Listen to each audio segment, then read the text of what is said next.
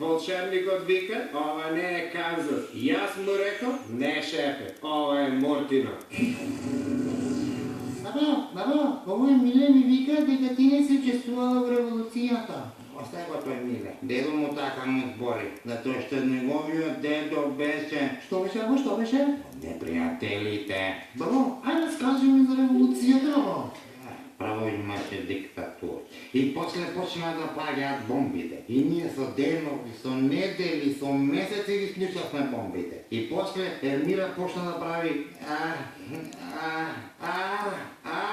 и бомбите престанаа. Теле, бабо, колку страшно. Не, страшното дојде после, кога почнавме да се распнуваме ние. Бабо, како Исус?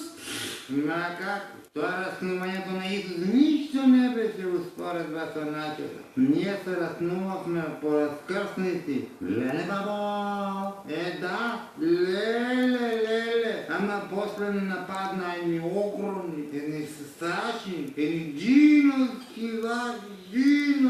Чудовишта, бабо? Не, згради. И они мазаа по нас, утри мазај. Ама ние кога грабнавме да ги мазаме, сите снеги Испокршите, бабо? офарбавме. И после, бабо? И после тргнавме да се озираме судбината во своји раце.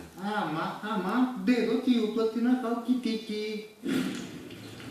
We, the powerful members of the European Union, will always pressure the weaker states who want to enter the EU. So you consider Brexit as a weaker state and you're putting your pressure on it? Shut the fuck up! Shut the fucking bloody up! I'm sorry, next question please. The next song is another Brexit in the Wall from Pink Floyd. Turn off this bloody radio.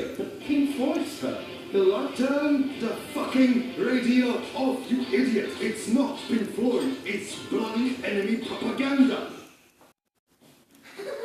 What the fuck is that? I want to Brexit! I want to Brexit! God, bloody hallucination. Daddy, please read me a book. What book did you want me to read you? Little Prince from Brexit Perry.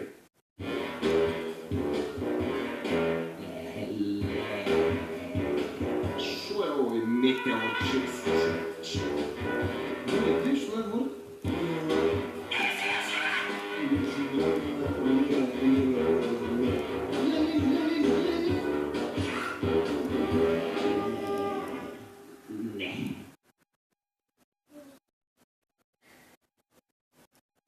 Програмираме